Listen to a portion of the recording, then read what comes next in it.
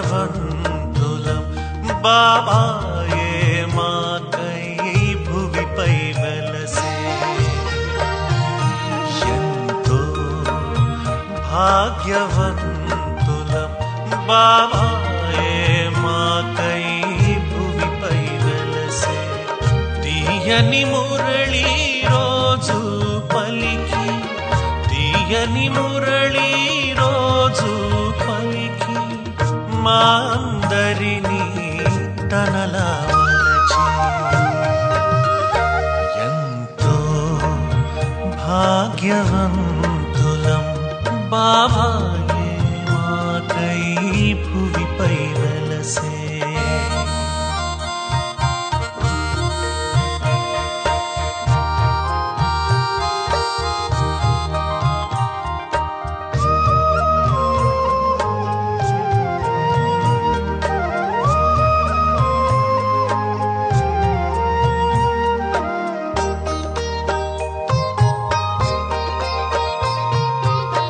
తెలిసి తెలియక చేసిన పాపం నీ దయతోనే తొలగును అన్ని. ఆది అంతము జ్ఞానము నొసగి మా నిజ తత్వమే బోధన చేసి దుష్కర్మలను సత్కర్మలుగా, దుష్కర్మలను సత్కర్మలుగా మాకై బాబాను మలిచితివి. తీయని మురళీ రోజు పలికి, తీయని మురళీ రోజు పలికి మా అందరినీ తనలా మలచి. ఎంతో భాగ్యవంతులం బాబాయే మాకై భువిపై వెలసే.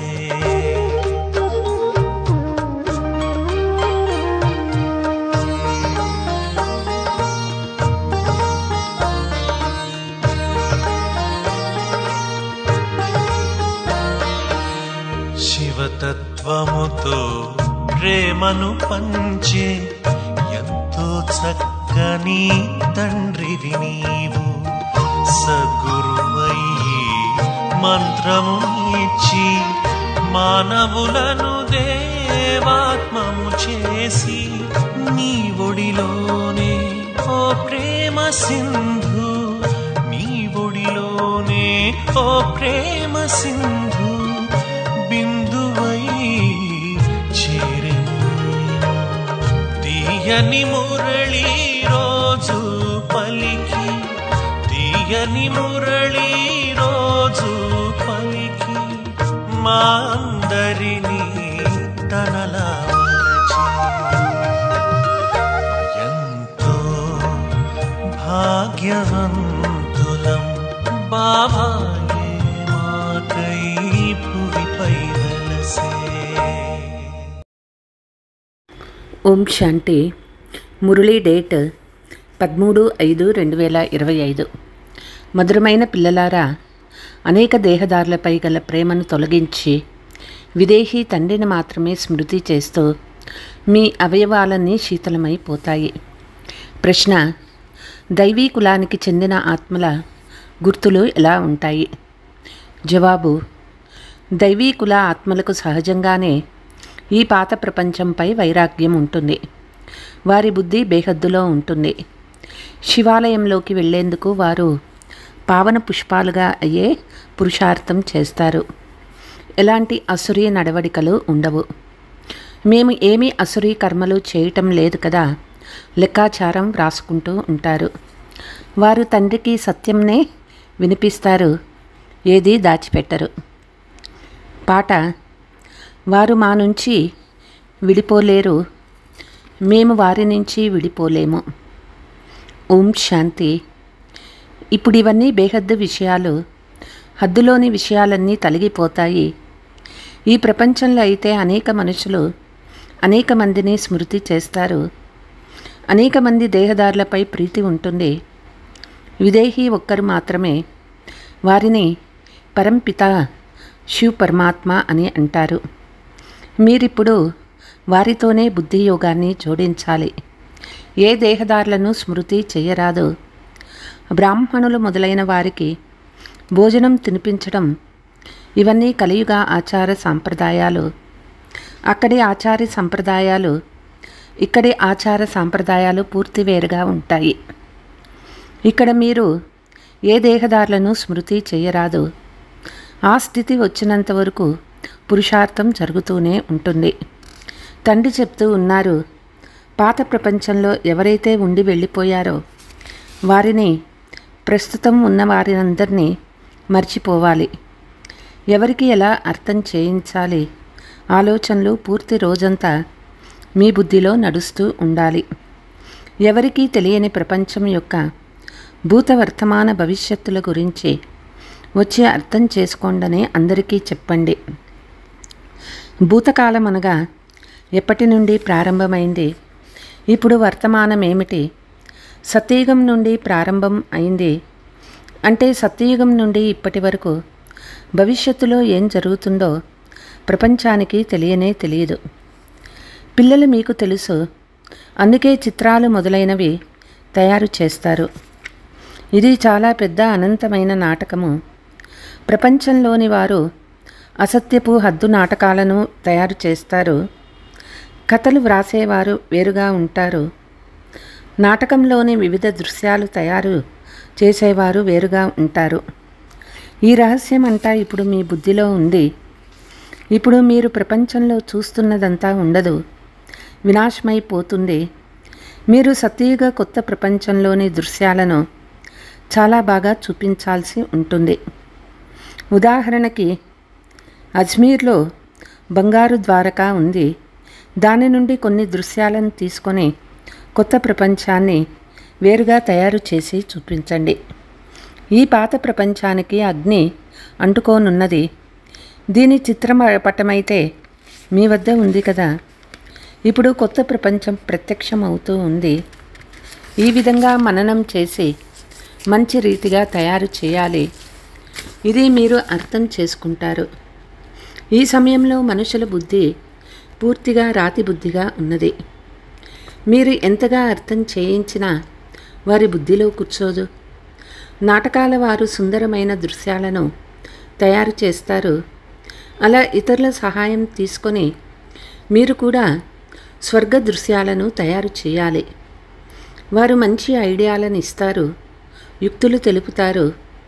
వారికి అర్థం చేయించి ఎంత బాగా తయారు చేయించాలంటే మనుషులు వచ్చి అడిగి అర్థం చేసుకోవాలి. సత్యయుగంలో తప్పకుండా ఒకే ధర్మం ఉండేది. పిల్లలు మీకు కూడా నెంబర్ వారుగా ధారణ అవుతుంది.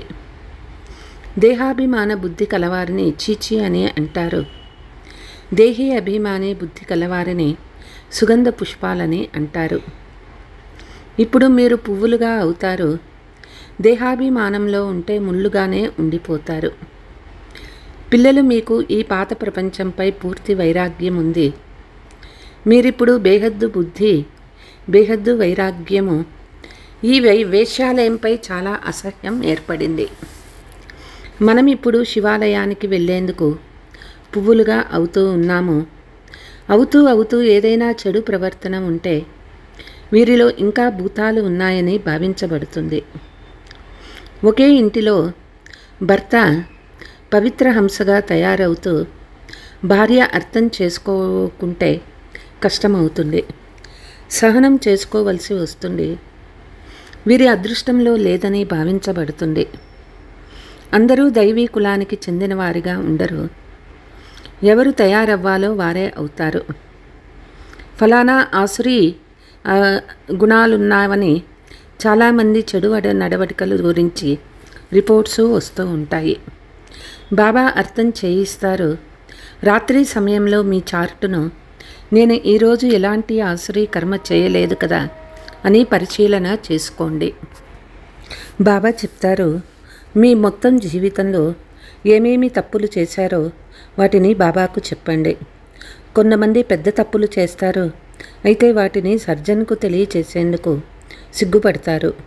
ఎందుకంటే గౌరవం పోతుంది కదా, తెలుపుకుంటే ఇంకా ఎక్కువ నష్టం కలుగుతుంది. మాయ చెంపదెబ్బ ఎంతగా వేస్తుందంటే పూర్తిగా సర్వనాశనం చేసేస్తుంది. మాయ చాలా శక్తివంతమైనది. పంచవికారాలపై విజయం పొందలేనిచో తండ్రి కూడా ఏం చేయగలరు? తండ్రి చెప్తూ ఉన్నారు, నేను దయాసాగరుణ్ణే కాక కాలునికే కాలుణ్ణి కూడా. పతిత పావనుణ్ణి వచ్చి మమ్మల్ని పావనంగా చేయండి అని నన్ను పిలుస్తారు కూడా. రెండూ నా పేర్లే కదా, దయాహృదయుడును మరియు మహాకాలుణ్ణు. రెండు పాత్రలు ఇప్పుడు అభినయిస్తూ ఉన్నాను. ముళ్ళని పువ్వులుగా చేస్తాను కనుక మీ బుద్ధిలో ఆ ఖుషి ఉంది. అమర్నాథుడైన తండ్రి చెప్తూ ఉన్నారు, మీరందరూ పార్వతీలు. ఇప్పుడు మీరు నన్ను ఒక్కరినే స్మృతి చేస్తే మీరు అమరపురికి వెళ్తారు. అంతేకాక మీ పాపాలు వినాశమవుతాయి. ఆ యాత్రలు చేయటం వల్ల మీ పాపాలు నశించవు. అవి భక్తి మార్గంలోని యాత్రలు. మీ ఖర్చు ఎలా నడుస్తుంది అని పిల్లలను ప్రశ్నలు కూడా అడుగుతూ ఉంటారు. అయితే మేము ఈ విధంగా సమాధానం చెప్పామని కనీసం సమాచారం కూడా ఇవ్వరు. బ్రహ్మ సంతానమైన ఇంతమంది బ్రాహ్మణులు మేముండగా మా ఖర్చు మేమే చూసుకుంటామని చెప్పవచ్చు. మా కొరకు మా రాధ్యాన్ని శ్రీమతానుసరించి స్థాపన చేసుకుంటూ ఉన్నాము. రాజ్యపాలన కూడా మేమే చేస్తాము. మేము రాజయోగాన్ని నేర్చుకుంటున్నాము కాబట్టి ఖర్చు కూడా మేమే భరిస్తాము. శివబాబా అవినాశి జ్ఞానరత్నాలను దానమిస్తూ ఉన్నారు. వీటి ద్వారా మేము రాజాదిరాజులుగా అవుతాము. చదివే పిల్లలు ఖర్చు చేస్తారు కదా, మేం మా కొరకు ఖర్చు చేస్తూ ఉన్నాము. మేము ఎవ్వరి ద్వారా భిక్షం కానీ విరాళాలు కానీ తీసుకోము అని తెలియచేయండి. కానీ పిల్లలు మమ్మల్ని ఈ విధంగా ప్రశ్నిస్తున్నారని వ్రాస్తారు. అందుకే బాబా చెప్తూ ఉన్నారు, రోజంతా చేసిన సర్వీస్ గురించి సాయంకాలం పూర్తి లెక్కాచారాన్ని తెలిపించాలి. అది కూడా మర్చిపోవాలి. పోతే అనేక మంది వస్తారు, వారంతా ప్రజలుగా అవుతారు. ఉన్నత పదవిని పొందేవారు చాలా కొద్ది మంది మాత్రమే ఉన్నారు. రాజులు కొద్ది మంది మాత్రమే ఉంటారు. ధనవంతులుగా కూడా కొద్ది మంది మాత్రమే అవుతారు. పోతే పేదలు చాలామంది ఉంటారు. ఇక్కడ కూడా ఇదే విధంగా ఉంటే దైవీ ప్రపంచంలో కూడా అలాగే ఉంటారు. రాజ్యస్థాపన జరుగుతుంది. అందులో నెంబర్ వారుగా అందరూ కావాలి. తండ్రి వచ్చి పిల్లలకు రాజయోగం నేర్పించి ఆది సనాతన దేవీ రాజధాని స్థాపన చేయిస్తారు. ఒకప్పుడు దేవీ దేవతా ధర్మము వారి రాజధాని ఉండేది. అది ఇప్పుడు లేదు. నేను దానిని మళ్ళీ స్థాపన చేస్తానని తండ్రి చెప్తూ ఉన్నారు. అర్థం చేయించేందుకు మీకు చిత్రాలు కూడా ఉండాలి. రోజు రోజుకి కరెక్షన్లు జరుగుతూ ఉంటాయి. మేము ఎంతవరకు చక్కబడుతూ ఉన్నామో అని పిల్లలు తమ స్థితిని కూడా పరిశీలించుకుంటూ ఉండాలి. తండ్రి వచ్చి పిల్లలను మురికి నుండి వెలుపలికి తీస్తారు. ఎవరైతే వికారాల మురికి నుండి బయటపడే సర్వీస్ ఎంతగా చేస్తారో అంత ఉన్నత పదవిని పొందుతారు. పిల్లలు మీరు పరస్పరం ఎంత మధురంగా క్షీరఖండం వలె ఉండాలి. తండ్రి ఇక్కడ మిమ్మల్ని సత్యయుగంలో కంటే శ్రేష్టంగా తయారు చేస్తారు. తండ్రి ఈశ్వరుడు చదివిస్తూ ఉన్నారు అంటే మీరు వారికి మీ చదువు యొక్క సత్తాను చూపించాలి. అప్పుడే తండ్రి కూడా బలిహారి అవుతారు. మేము ఇప్పుడు భారతదేశాన్ని స్వర్గంగా చేసే వ్యాపారం చేస్తున్నామని మనసులో తపన ఉండాలి. ఉద్యోగాలు వగైరా చేస్తూనే ఉంటారు. మొదట తమ ఉన్నతి చేసుకోవాలి. చాలా సహజము.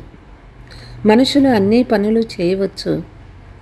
గృహస్థ వ్యవహారంలో ఉంటూ రాజ్యాధికారాన్ని ప్రాప్తి చేసుకునేందుకు ప్రతిరోజు మీ లెక్కాచారాన్ని వ్రాయండి. పూర్తి రోజులో పొందిన లాభ నష్టాలు తీయండి. లెక్కాచారము వ్రాయనిచో చక్కబడడం చాలా కష్టం. తండ్రి మాటలపై గౌరవం ఉంచరు. ఎవరికీ దుఃఖం ఇవ్వలేదు కదా. ప్రతిరోజు పరిశీలన చేసుకోవాలి. ఇది చాలా గొప్ప పదవి. ఇందులో లెక్కలేనంత సంపాదన ఉంది. లేకుంటే తర్వాత దుఃఖించాల్సి వస్తుంది. ఇది కూడా పందెం కదా. పందెంలో కొందరు లక్షల రూపాయలు సంపాదిస్తారు.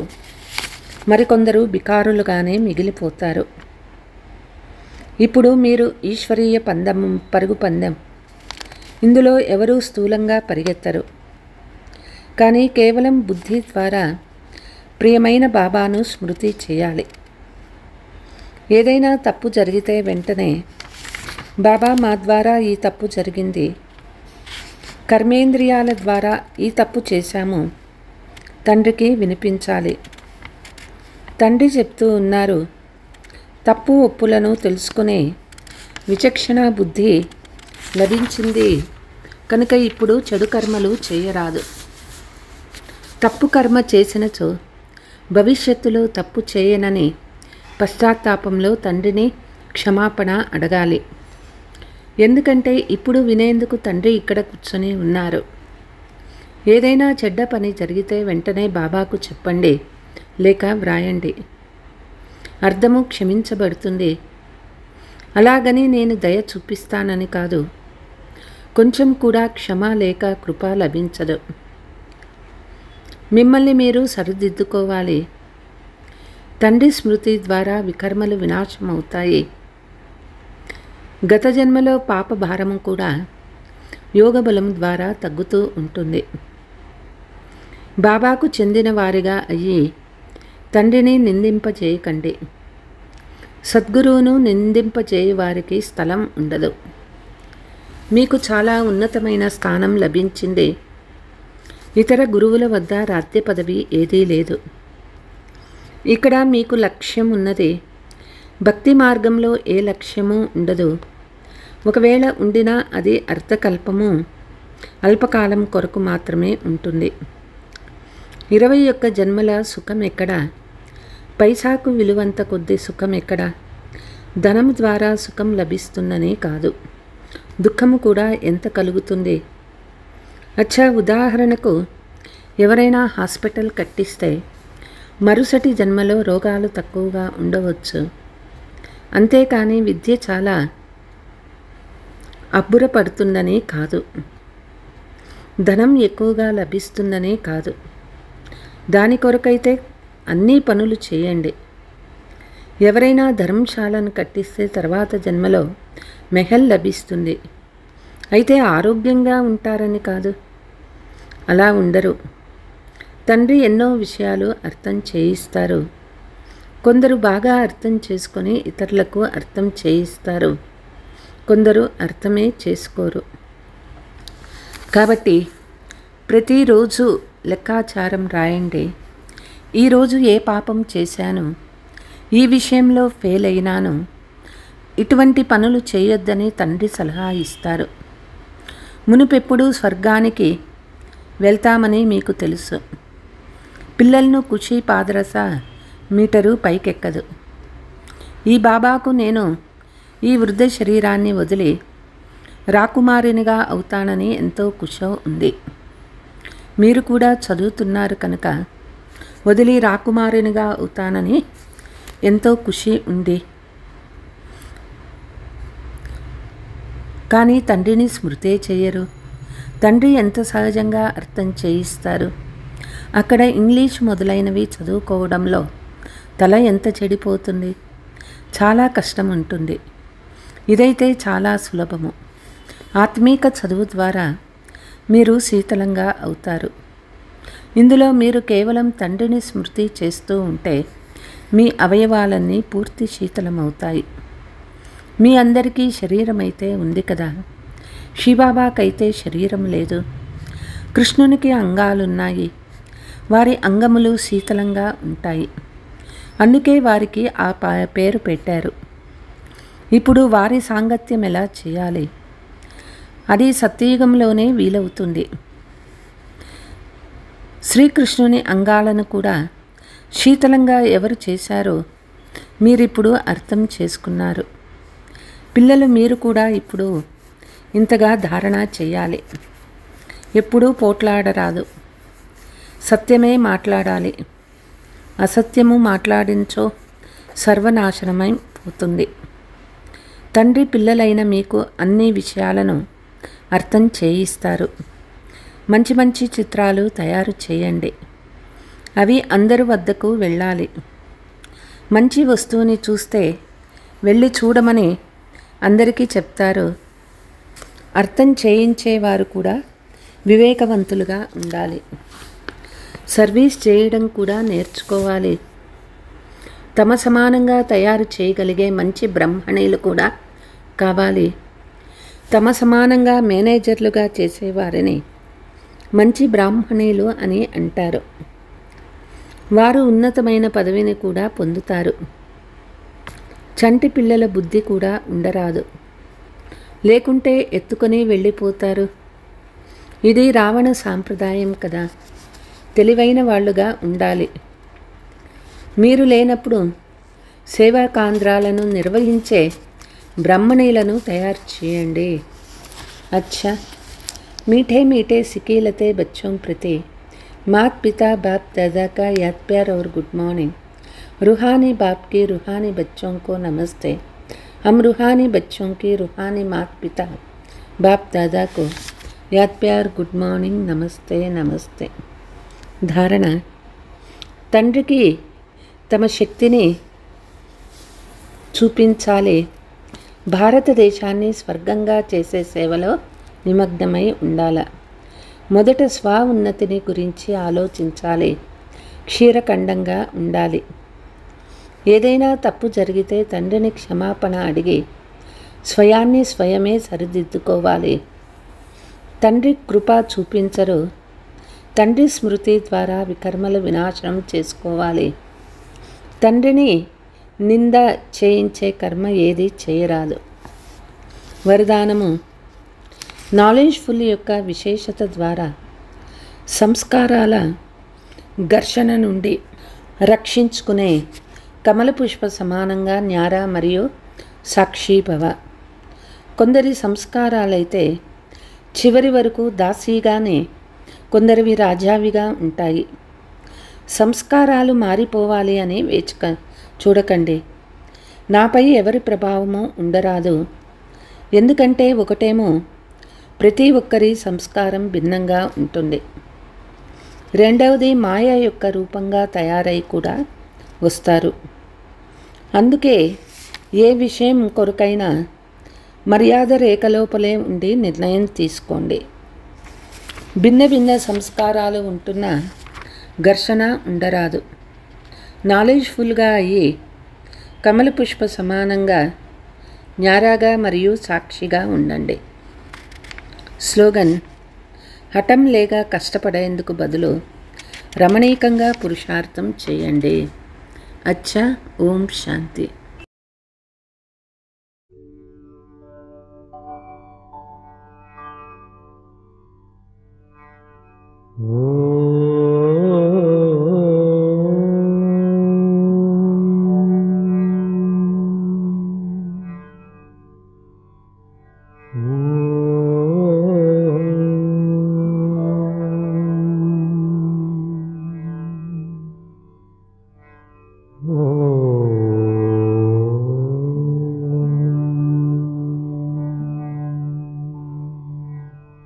మనసు మాయ మరలించగా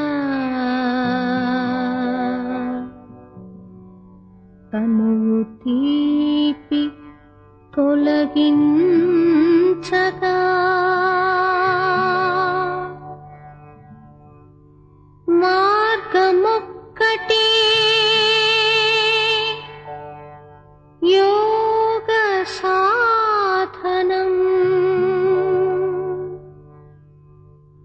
అందుకోండి ఈ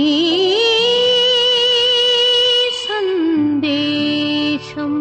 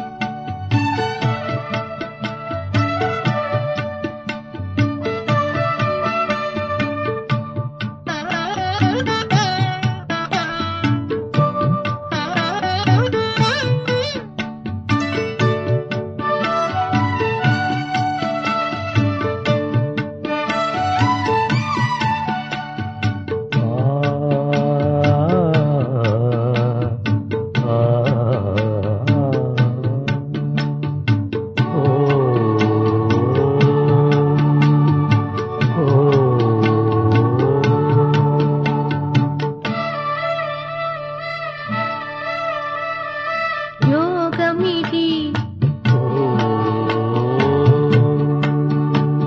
అమోఘమిది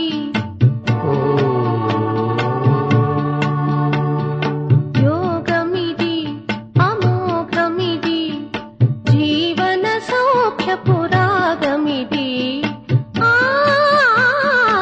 యోగమిది అమోఘమిది జీవన సౌఖ్య పురాగమిది.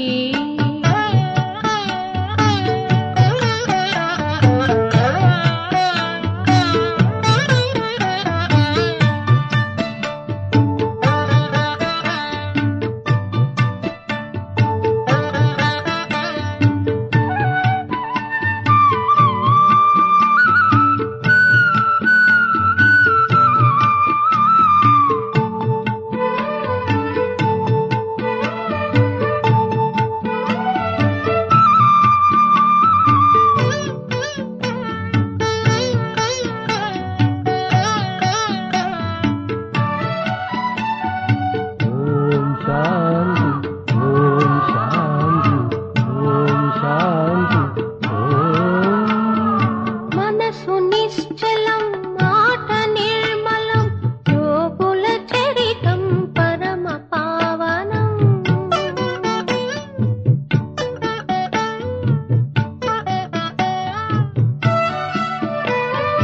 మనసు నిశ్చలం